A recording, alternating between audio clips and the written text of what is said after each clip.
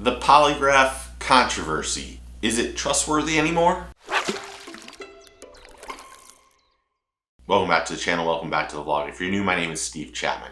Polygraphs in bass fishing is a controversial topic, and whether they should be allowed depends on how you weigh fairness and accuracy. Now, in this video, we're going to look at both sides and then come to a conclusion or a bottom line. But before we get started, if you have not subscribed, do me a favor, hit that like and subscribe and click the notification bell. If you're one of the 65.4, which is exactly precise when I do this video, of the people who watch the channel and are not a subscriber, do me a favor, click it.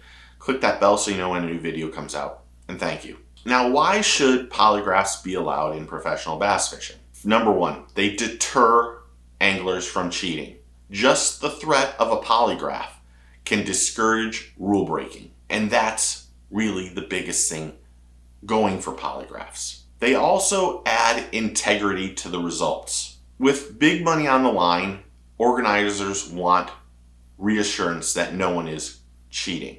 This is another big one for the use of polygraphs. And there's pros and cons to, for and against a polygraph. And last, it's a common practice. All the organizations use this because they have clauses in their rules stating that this is how they will either find out if an angler's cheating or if he isn't.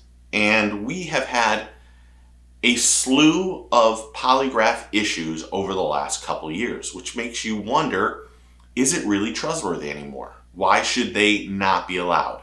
To start off with, they are not scientifically reliable. They are not admissible in most courts because they are not 100% accurate. They give false positives, and false negatives happen all the time. They also can penalize honest anglers.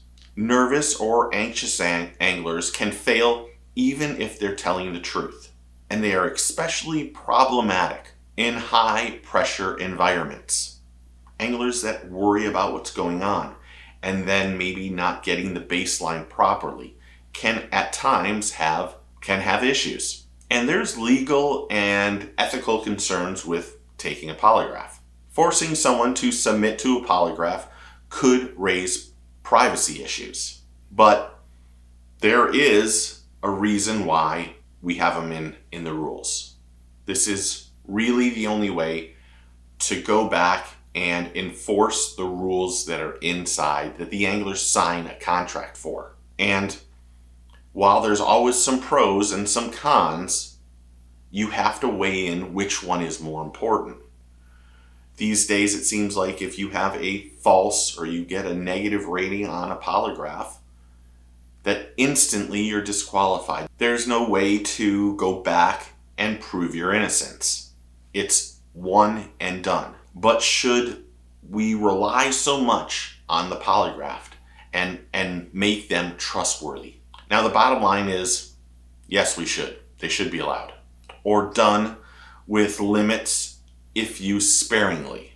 Transparency is a big part of being fair in this when you're taking a polygraph. And they need a fair review process. And realize that it is not an absolute truth or a lie when taken and when reviewing the results. But it does help preserve fishing integrity and the professional bass fishing world from being a laughingstock. We have integrity because of polygraphs. But relying on them too heavily is risky and potentially unjust. Now, what do you think? Should we eliminate polygraphs from professional bass fishing? Should we keep them in? Tighten up what's going on? Be more transparent? I think the anglers need more transparency than anyone. If you have a negative, you need to know exactly why you got that negative.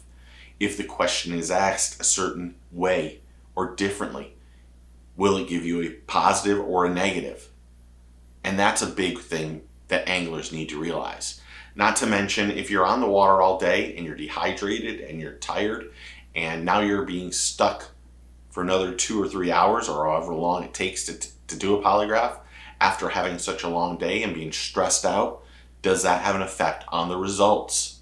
Should it be the next day or before the next tournament? during the angler's off day. There's lots of things that could change to make the whole thing better. But transparency is the biggest thing, or one of the biggest things, that needs to happen for the anglers. They need to know why and how.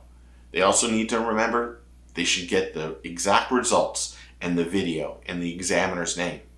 And they should know who all of it is if they've been found with an inconclusive result or a failed result. And those anglers should be able to participate or take another test or have their own examiner review the test, and then be able to talk to b.a.s.s and come up with the best solution instead of jumping to a conclusion and you're instantly disqualified and fined. Because an angler could be hurt, emotionally distraught after a tournament, or whatever it is. And that could give a different result than what should or what really is happening. But is a polygraph really trustworthy now? Comment below and tell me what you think. Thanks to all the new subscribers and members and everyone who's interactive on the channel. I really do appreciate it. It's humbling, it's a great experience, and you guys are rock stars. But if you're not a subscriber, do me a favor, click that button and welcome to the team and family. I really do appreciate y'all. Remember, take a kid fishing, tight lines, cheers, and get your fish on.